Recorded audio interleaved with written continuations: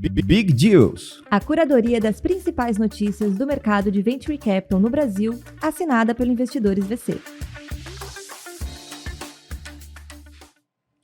Olá pessoal, sejam muito bem-vindos ao Big Deals, o podcast que reúne as principais notícias do Venture Capital aqui do nosso ecossistema de startups. Meu nome é Muripinho, sou fundador do Investidores VC e ao meu lado está o time Investidores VC. Cauê na captura e edição, Alisson nas imagens e produções visuais, Ana Flávia, nossa head de comunicação, editora em chefe aqui do Investidores VC e nossa head de conteúdo. Tudo bem? Eu falei 3 coisas sobre você aqui, todas as mesmas: head de comunicação, editora de conteúdo, curadora de tudo. Achei chique. Bom dia, Muri, bom dia aos nossos ouvintes. Emendinha de feriado, mas ainda assim com notícias pra você aqui essa semana, porque é isso, a gente tá aqui agora, hoje estamos gravando um pouquinho antes aí, né, pra curtir o feriadinho, mas com as notícias pra vocês. Agora são 18 horas e 45 minutos. Repita. 18 horas e 45. O Big Deals, edição pré-feriado, está no ar.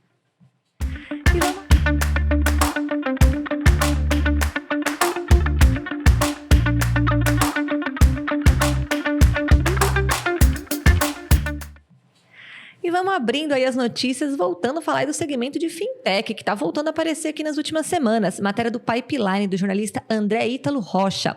Na maior rodada do ano, K-Tech atrai General Atlantic e capta R$1 bilhão. É isso mesmo, a K-Tech é uma empresa de tecnologia para serviços financeiros que tem clientes como Vivo e 99, acabou de captar R$1 bilhão, o que dá aí $200 milhões, em uma rodada Series B. A maior parte desse dinheiro vai ser usado aí a maior parte desse dinheiro está sendo aportado pelo fundo americano General Atlantic, que entra agora como novo investidor. O restante vem da Across Capital, uma gestora brasileira que já era acionista e está dobrando seu investimento inicial. Pois é, Aninha, e segundo a Distrito, esse é o maior montante levantado por startups nesse ano. A gente sabe que a gente já teve captações maiores, né? No ano passado, Neon e Creditas captaram $300 milhões e $260 milhões, respectivamente. Essa hoje, então, marca a nossa maior captação, ou seja, apesar de um feriado curtinho de, teoricamente, poucas notícias, temos uma super notícia aqui. Essa transação, na verdade, mostra um pouco dessa tendência por buscar negócios que estão atingindo eficiência, break-even, essa maleabilidade que as startups tiveram, essa adaptabilidade, na verdade, com a crise de capital. A K-Tech, ela já atingiu o break-even desde o seu primeiro ano, segundo a matéria, em 2018. Ou seja, já era uma startup que já ia numa tese um pouco diferente. Mesmo que 2020 e 2021 foram anos de captações muito grandes, eles já eram break-evados desde aquela época. Os fundadores, Pedro e Marcelo, o Marcelo Bentivoglio e o Marcelo Buozzi, seguem no controle da empresa. Não teve nenhuma limpa de cap table aqui, segundo a matéria. E fazendo uma captação de R$1 bilhão, Aninha, a gente começa a se perguntar what's next, né, para a K-Tech, né? A General Atlantic é conhecida por ser um fundo de grandíssimos negócios, de investimentos de longo prazo, mas R$1 bilhão de captação já está dando um preço de markup bem grandão aqui nesse negócio, o que significa um possível IPO nos próximos anos. É o que fala aqui na matéria. O CFO diz que, cara, eles estão olhando para isso. Existe, sim, o interesse deles de irem para a Bolsa, mas, por enquanto, o mercado está meio de lado. Quando tiver uma janela em 3 a 4 anos, eles vão estar atentos para isso. Vamos ficar acompanhando agora esses próximos passos aí dessa maior rodada do ano aí no nosso mercado de startups. E seguindo aqui nas nossas notícias, vamos falar agora sobre SaaS, matéria do Startups, do jornalista Leandro Miguel de Souza. Monuve levanta R$8,5 milhões e mira Series A parruda. A Monuve é uma startup de soluções em SaaS e IA para monitoramento em circuitos de câmeras e acabou de reforçar o seu caixa. Em uma rodada hybrid coliderada pela Indicator Capital e InvestTech, a startup captou R$8,5 milhões. O que a Monuve faz, Aninha, é uma coisa do que a gente estava até comentando lá atrás. A gente fez nos outros episódios comentários sobre esses sistemas de condomínio que fazem vigilância autônoma. Eles adicionam um layer de serviço nisso. Segundo eles, a grande diferença deles é poder aplicar inteligência artificial em qualquer câmera ou DVR. DVR é aquele sistema de gravação que justamente os condomínios usam. Eles conseguem criar redes colaborativas de análise com isso, integrando ambientes privados com segurança pública, ou seja, Imagine que existem vários sistemas capturando várias câmeras. Muitos bairros aqui de São Paulo colocaram até vigilância de câmeras, colocaram os seus guardinhas passando e dando aqueles apitos. Imagina se você puder colocar inteligência artificial identificando movimentos suspeitos, alertando sobre coisas que estão acontecendo, que às vezes aquelas pessoas que estão no monitoramento não conseguiram olhar todas as câmeras. O que a gente tem no mundo da segurança da informação com dados, agora a gente talvez possa ter olhando o visual, ou seja, o que a gente está capturando do real. Vale a pena entender que isso aqui não é novidade. A China, que também é um outro papo que a gente teve alguns episódios atrás, faz isso há 10 anos. Câmeras em todos os lugares, monitoramento ativo com inteligência artificial. Certa vez, inclusive, vi um vídeo mostrando, era em parceria com o governo chinês, quantos minutos você consegue ser marcado como uma pessoa perseguida e ser encontrado depois nas câmeras. São menos de 4 minutos. Caramba. Em qualquer cidade, metrópole da China. O sistema pega você automaticamente, se você ele quiser. Você não foge, então não tem jeito. O que a Monove está fazendo é trazendo isso para cá. E com o aporte de uma galera grande, porque a Indicator ela não costuma brincar, não. Eles já investiram, inclusive, nessa startup. Já é o segundo aporte deles que eles fizeram, totalizando 9,8 milhões nesse segundo aporte deles aqui. Agora, o que me chamou a atenção é justamente eles não quererem integrar isso e falar o seguinte: nós somos o sistema de câmeras que você vai instalar e vai mudar a sua vida. Eles entregam como se fossem parceiros. Então eles fazem a ponte com justamente as empresas que fazem a instalação dessas câmeras e com as empresas que prestam a segurança patrimonial. Então imagine aquela empresa que já faz segurança do condomínio, que contrata um monte terceirizado, que é meio que mais do mesmo. Você fica só ali. Quem tem o melhor NPS, quem é que tem menos Reclame Aqui, quem consegue o melhor preço. Agora não. Essas empresas podem ter tecnologia. Diferenciais, exato. Utilizando a inteligência artificial. A Monove também já está acelerando. No fim do ano passado, nesse movimento de AI, ela acabou fazendo a compra da paranaense NextCam, uma startup que desenvolveu uma solução especializada no uso da visão computacional e inteligência artificial para essas câmeras. Então, parece que esse movimento agora traz justamente uma aquisição, a validação desse MVP e uma nova captação para levar inteligência artificial para os sistemas legados de câmera. Ninguém vai ter que gastar dinheiro novo, não. É só usar o que já tem. Achei inteligente. Porque se a gente for pensar também em sistemas de segurança, é tudo muito privado e particular. E, na verdade, você só usa depois que aconteceu, né? Tipo assim, vamos pegar as câmeras de segurança para ver o que foi feito, para ter a prova do crime, do que aconteceu. Exato. Você usar a inteligência é reativo. A câmera só serve pra, tipo, se acontecer alguma coisa, você tem a câmera. E, na verdade, com a inteligência é isso. Você consegue prever, trazer segurança pública, pensando nisso. Você começa a falar o seguinte: cara, olha só, essa câmera que monitora o quintal ou os muros do prédio, ela não pode ter outros membros aparecendo ali que não sejam pessoas que estão andando no prédio. Se algum movimento de fora pula esse muro, você tem que dar uma gatilho. Ela já alerta pro cara da segurança, que já vai poder olhar para a câmera certa. Então, cara, Genial. tem tanta coisa, e a gente tem um problema de segurança, né? E as pessoas querem se sentir seguras, a gente tá num ambiente agora de guerras e discussões.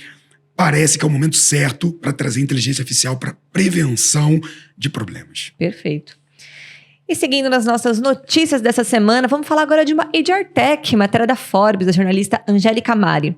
Jobcam anuncia novo aporte e discute inteligência artificial em recrutamento. A Jobcam é uma startup de tecnologia que viabiliza o modelo aí de entrevistas ocultas ao conectar pessoas candidatas a empresas por meio de vídeo de recrutamento e uso intensivo de inteligência artificial. E essa semana revelou um novo aporte de R$2 milhões do Laboratório de Inovação do Banco Interamericano de Desenvolvimento, também conhecido como BID Lab. A seleção foi feita a partir de uma convocatória com foco, deles em inteligência artificial e teve a colaboração de gigantes da tech, como Accenture, AWS, Globant, Microsoft e Oracle.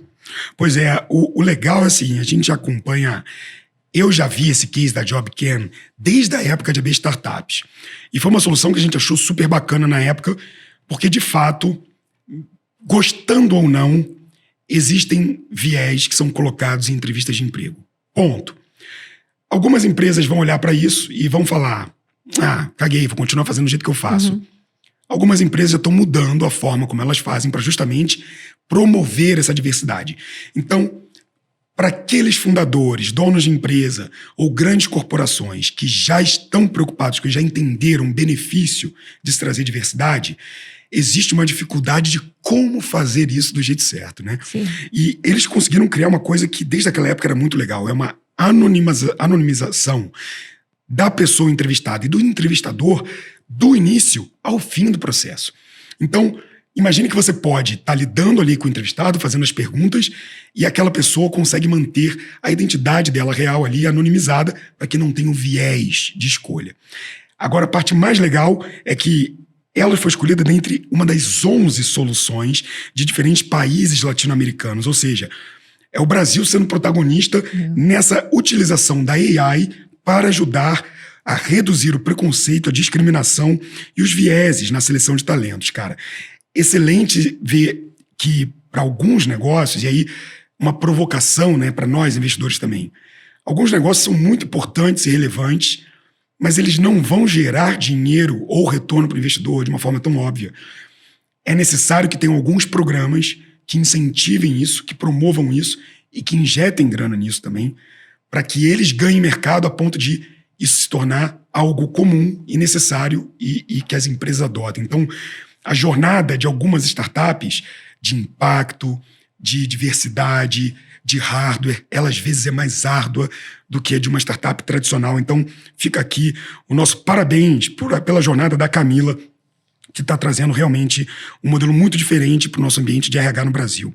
Agora, uma coisa que eles falaram aqui, que eles trouxeram e apresentaram junto dessa novidade aqui, é muito interessante após esse novo aporte, é que as pessoas candidatas agora elas podem interagir em tempo real com a voz sem gênero e a imagem revertida num avatar que possui as características da pessoa. Então, além, obviamente, dela... Porque assim, amor, desliga a câmera, né? Ah, é isso, vamos fazer então aqui o nosso processo de recrutamento, né? Vamos fazer aqui com câmeras desligadas. Seria uma solução. Mas e a expressão, e os movimentos, etc. Eles conseguiram criar uma solução que eles conseguem representar eles através de avatar. Então, uma característica super importante para todo esse grupo que são subrepresentados como pessoas negras ou com deficiência, né? Muitas vezes você realmente está colocando viés em seleção e deixando de lado pessoas que podem transformar o seu negócio. Então, muito bacana você ver essa matéria e, obviamente, a Camila, além de ter a matéria aqui mostrando a captação, ela deu uma entrevista super bacana para o Rumo Futuro. Vale a pena para todo mundo que está ouvindo a gente, se quiser entrevistar depois. Boa, legal. Depois, lembrando que no nosso Instagram a gente sempre coloca todas as notícias ali que a gente sai dos portais, então você consegue acessar os links também e ler a matéria na íntegra de tudo que a gente comenta aqui no Big Deals. E falando aí do nosso mercado de Venture Capital, tem uma novidade aí, nunca tinha ouvido falar sobre isso, quero até ouvir a opinião de Amur sobre matéria do Startups, do jornalista Leandro Miguel de Souza. Angra VC entra no jogo do Media for Equity no país. O Media for Equity é um mercado bastante profissionalizado lá fora, especialmente nos Estados Unidos, mas ainda tem um caminho longo para trilhar no Brasil, e foi isso que o Pedro Berto trouxe, né, para contribuir nesse processo. Ele acabou de lançar o Angra VC, que é uma gestora que quer conectar startups e influencers de médio e grande porte para impulsionar os negócios.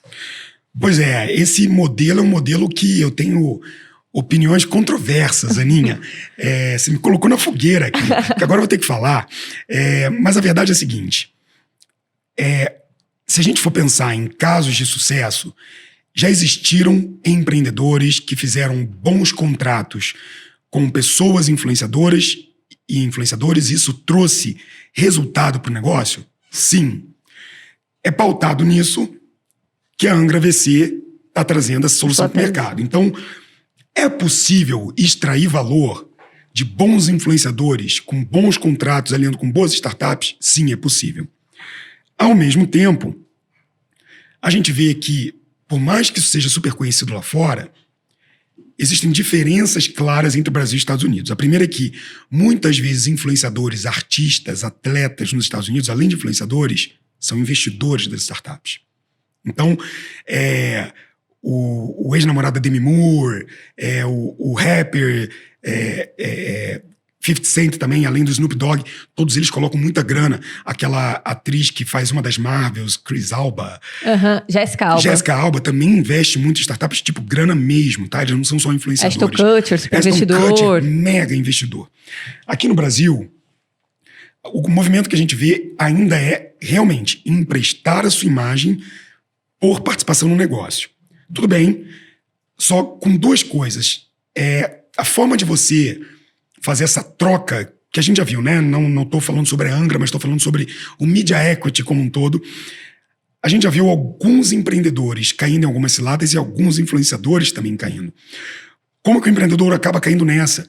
Se ele está dando equity da empresa dele, ao invés de pegar o valor de um aporte nesse mesmo equity, será que se ele tivesse aquela grana, ele não conseguiria comprar aquela aquisição que aquele influenciador está trazendo? Então, o ganho, ele não pode ser só um depara. Em vez de ganhar 1 milhão, eu consegui 1 milhão em aquisição de usuários através desse cara. Não. Tem que ser mais barato eu conseguir aquisição com ele, porque se fosse dinheiro por dinheiro, eu capturaria no mercado, porque provavelmente eu conseguiria ter mais eficiência com isso. Outra coisa, esses influenciadores, eles vão ter fato tempo para participar da startup? Ou eles vão só no início fazer um caminhão de vídeos e stories, etc., vão te ajudar, mas depois a quantidade de shows, a quantidade de responsabilidade desse artista vai aumentar. Por que eu digo isso? Porque uma coisa é um artista ou um influenciador ser sócio de uma franquia de pizza ou de qualquer coisa que gera caixa todo mês. No final do mês, se ele tem 10%, distribui 10% para o influenciador. A startup devolve o dinheiro quando? Só na saída. Esse influenciador está disposto a trabalhar durante 4, 5 anos para só ganhar isso na saída lá na frente? Não está. Então, o que acontece? A promessa do grande crescimento pode ser no early exit, é fato. Mas no segundo para o terceiro ano, o influenciador que não está vendo nada voltar para ele e ele só entregando apoio, começa a parar de dar o apoio. Esse, para mim, é o problema principal. O segundo problema é o custo que esse cara está me trazendo. Eu conseguiria mais barato com o próprio dinheiro?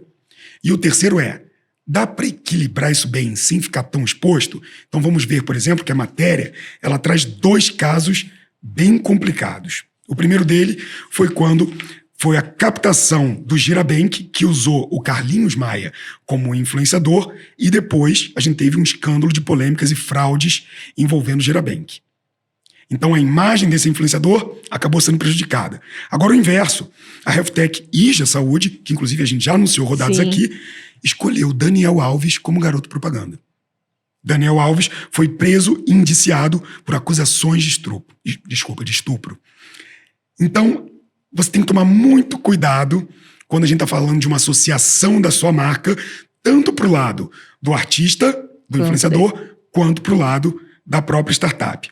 Dito isso, tem algumas coisas interessantes aqui na matéria. A primeira é que, de fato, ele falou o seguinte: a torneira do Venture Capital diminuiu e as startups B2C precisam muito de capturar usuários, de aquisição.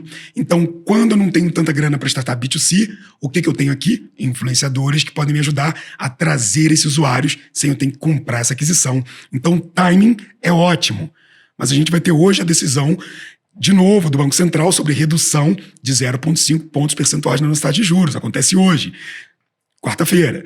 Esse episódio deve estar indo na quinta-feira ao ar, na sexta, desculpa. Então, na quarta-feira, hoje, acontecerá essa decisão. Então, o mercado, que estava realmente segurando um pouco, aos poucos, nos próximos 3 a 6 meses, tende a voltar de novo para o Venture. Será que esse é o timing certo para fazer isso? E uma outra coisa muito bacana aqui é que a Angra VC utilizou grandes players de mercados para comparação, como a RBS Ventures, a Nexpon, a Quintal Ventures e a Globo Ventures. Fica só minha observação. Globo Ventures, RBS, etc., entendem muito de mídia. Tem seus preços tabelados e seus resultados aferidos, geralmente por amostragem, sabe-se o resultado esperado de anunciar nos canais deles. Os influencers conseguem entregar esse mesmo dado para o empreendedor tomar decisão? Fica aí a provocação, mas fica a minha vontade que isso dê certo, porque de fato é mais uma opção de capital. Então, boa sorte para Angra.vc. Gostei do VC, então fica a sorte aí. Essa trending que a gente criou alguns anos atrás sempre vai ter o meu apoio. Exato, vamos continuar acompanhando. É legal ver esse mercado no Brasil, né? Talvez isso, com algo institucionalizado, né? A gente vê uma evolução, né? Porque é isso, né? Ele está trazendo isso, ele está trazendo due diligence para o processo, ele está trazendo influenciadores que entendem o longo prazo da startup. O trabalho dele é bem diferente de ficar trocando alhos por bugalhos. Mas realmente tem um desafio grande aqui de mercado como um todo. É isso. E agora vamos falar de um M&A essa semana aí no mercado de Sales Tech, matéria do Startups, da jornalista Fabiana Rolfini. A Leveta, que atua com inteligência de negócios, e a Hubken Sales Tech, cuja AI otimiza ciclos de venda, decidiram se fundir. A operação foi estruturada em troca de ações entre as empresas e deve ser concluída aí até o final desse trimestre de 2023. Pois é, Aninha, eu acho que o destaque dessa matéria aqui é que, se a gente for perceber, das últimas 4 matérias que a gente leu, 2 falaram de AI. E essa também. Então, aquilo que a gente falou de que, na verdade, você foi a primeira a falar, acho que vai ser um dos temas mais falados aqui, e foi. Está em todas as matérias, então eu quero trazer isso como destaque, sim, porque a aquisição da Hubken justamente foi por esse motor deles que eles querem trazer. Eles estão ganhando mais robustez, trazendo a AI da Hubken. Essa fusão começou quando eles já estavam lá atrás, dentro de um processo de M&A. Havia muita sinergia durante esse processo. Não era uma relação clara entre as empresas, mas ao conhecerem as duas, eles viram que eles eram complementares aqui. De acordo com Almir, que é o fundador da Hubken e empreendedor serial, a expectativa é que essa nova empresa alcance receita de 3 milhões em 2024. O que mostra pra gente que ela ainda está no começo da jornada. Se eles vão fazer 3 milhões em 2024...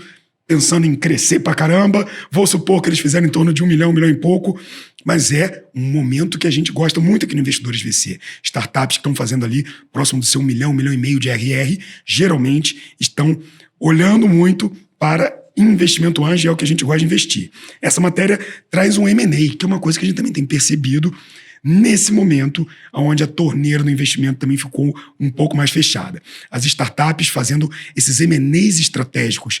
É uma espécie de juntar os trapos ali, vamos pegar tua panela, pega o meu cobertor aqui, vamos morar junto, porque realmente, se elas não estão conseguindo captar grandes volumes de aportes e a competitividade fica difícil, então vamos talvez unir talentos, buscar sinergias, talvez até diminuir alguns custos que juntos a gente consegue otimizar. Então, isso é uma coisa que tem acontecido muito nos últimos 12 a 18 meses. Aconteceu, inclusive, com a nossa startup também. A Vivalisto fez um M&A nessa época.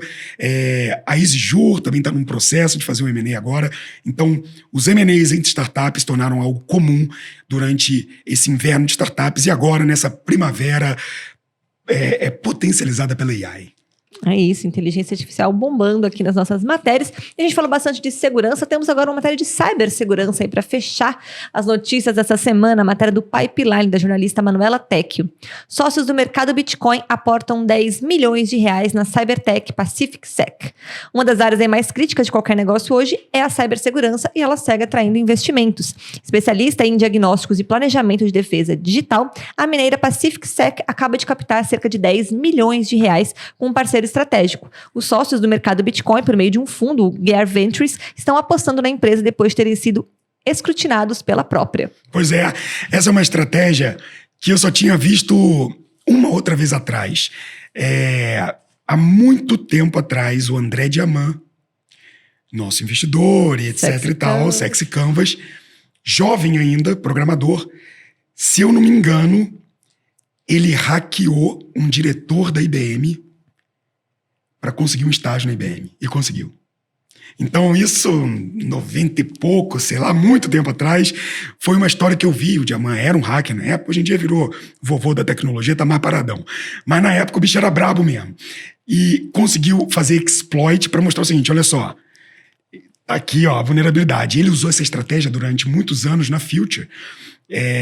Existiam os hackers do bem e os hackers do mal, né? Eles eram os do bem, que é como se fosse mostrar a vulnerabilidade os Jedi, do sistema, né? Você tem o lado negro da força e o lado positivo da força. Ambos sabem as mesmas coisas, lutam com as mesmas espadas. Mas como vão usar. Mas como vão usar é que mostra a diferença. O Diamant usava isso para justamente mostrar para as empresas, olha, cara, tem vulnerabilidades aqui.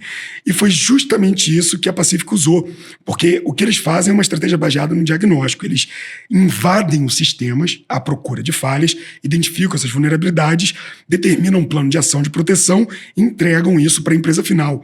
Eles fizeram isso justamente para o mercado Bitcoin, quando eles estavam se preparando para o Series A, porque a gente está falando de Bitcoin, cripto, investimentos, etc. O ambiente de segurança é crítico. O ambiente de falhas, de cibersegurança no Brasil, então, coloca isso vezes 10. Eles contrataram a Pacífico para fazer uma auditoria, eles escrutinaram, como a matéria disse, que é uma palavra muito pior do que ela significa, né? Escrutinar parece, né? Sacanearam, né? Pô, eu não vou aceitar isso. E aí, obviamente, eles viram que era uma empresa que mandava muito bem no tema, fizeram um aporte. E digo mais, eles falam aqui que nós sempre levamos a nossa segurança muito a sério, a nossa equipe interna, mas será que isso é só um aporte? Ou será que também não é um plano para trazer essa empresa para dentro com planos maiores ainda para o mercado Bitcoin? Fica aqui a nossa observação, acompanhando se isso é só um investimento ou uma aquisição meio devagarzinha, lenta, aos pouquinhos do mercado Bitcoin. Se sair, a gente vai anunciar aqui no Big Deals. Então, para você saber, você tem que continuar acompanhando a gente. Semaninha mais curta aqui, mas com boas notícias. Tivemos aí o nosso recorde da notícias, né? O nosso maior captação do ano essa semana. E para comentar também o lado jornalístico aqui de como é que foi, a gente tem o áudio dele, Gustavo Brigato, o editor-chefe do portal Startups, comentando também a semana. Brigato, é com você. A semana é curta, a princípio seria aquela semana morta, né? Sem nenhuma movimentação, sem nada de destaque, mas a gente teve aí a rodada Série B da K-Tech, 200 milhões de dólares, 1 bilhão de reais, maior rodada do ano aí no mercado, é a maior rodada, a maior captação no último ano, né? Assim, nos últimos 12 meses, ou até mais um pouco, não teve nenhuma rodada com esse porte. Não de equity, pelo menos, né? Porque tiveram algumas rodadas grandes também, mas envolvendo dívida, captação de dívida.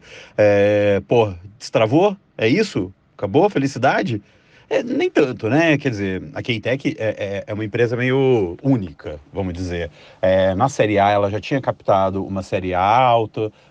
Os fundadores, né, vieram do mercado financeiro, não são caras tipo novatos, né, já eram caras experientes, então já tinham um histórico. Então ela tem ali os elementos que justificam uma rodada pesada, um investimento forte. Então, assim, aquela velha história. Dinheiro tem para bons projetos? É isso. A K-Tech certamente é um ótimo projeto, uma empresa que já paga as contas desde o princípio, praticamente, gera EBITDA e tem altas perspectivas de crescimento. Então, não tem porquê um private equity, uma General Atlantic não teria por que não colocar dinheiro na K-Tech. Então, quer dizer, mostra que tem dinheiro, mostra que tem disponibilidade, mas ainda não dá para dizer que pronto, acabou o inverno, agora a gente já está no verão. Não, realmente garante um pouco aí o ano, né? Os números do ano, que sempre são puxados, os números do Venture Capital dos meses e dos anos sempre são puxados pelas grandes rodadas, né? Pelas mega rodadas, garante um pouco aí os números de outubro, na virada do mês, garante um bom desempenho, um melhor desempenho para o ano, mas ainda não quer dizer que as voltaram ao nível 2019, 2020, 2021. É uma boa sinalização, mas ainda temos desafios. Então é isso aí, bom proveito, bom feriado, juízo e até a semana que vem. E agora sim, fechamos a nossa semana. Você que está aí nos ouvindo nessa emendinha de feriado, espero que termine a semana aí muito bem informado. E lembrando você também que nos acompanha que a gente está em todas as redes sociais, @investidoresvc, @muripinho. A gente tem sempre conteúdos aí todas as semanas, em todas as nossas redes, cortes aqui dos nossos podcasts que a gente faz aqui toda semana, toda quarta, sexta e a cada 15 dias, às quintas-feiras, a gente tem o nosso Big Deals aí pra você. E nosso recadinho final também são para os empreendedores que estão aí nessa fase, querendo captar. Agora estamos falando de final de ano 2023, mas 2024 tá aí com mais oportunidades de captação. E se você é um deles, a gente tem um convite para você a fazer o nosso Fundadores VC, né, Amuri? Pois é, Aninha, se você ouviu essas cifras aqui e tá pensando, cara, quando é que eu vou estar no Big Deals? Exato. Pois é, pessoal, vocês têm aqui a oportunidade de participar da turma número 2 do Fundadores.vc. Nos dias 1 e 2 de dezembro, durante 2 dias aqui em São Paulo, você vai aprender tudo comigo, com Guilherme Junqueira, com Pedro Sorrentino, todos os passos para você captar a sua próxima rodada de investimento. Então, se você quer captar agora, quer saber como fazer isso do jeito certo, passar na lista de prioridades dos investidores que estão de olho em vocês. Então, não perde tempo. Fundadores.vc, é só acessar o nosso @investidoresvc ou então www.fundadoresvc, você vai cair na nossa landing page. Não dá mole, é limitadíssimo. Nossa última edição foi sold out. Colocamos 100 fundadores lá para aprender com a gente. Eu quero você na próxima turma, para daqui a pouco você tá aqui, ó, nas matérias com a gente. É isso. Se você está nos ouvindo, seja no Spotify ou no YouTube, você pode entrar na descrição e acessar o link também direto para lá. É isso, fechamos a nossa semana. Uma boa sexta-feira para vocês. Um bom descanso. Na semana que vem a gente está aqui de volta. Tchau, tchau, pessoal. Até lá. Big Deals. A curadoria das principais notícias do mercado de Venture Capital no Brasil, assinada pelo Investidores VC.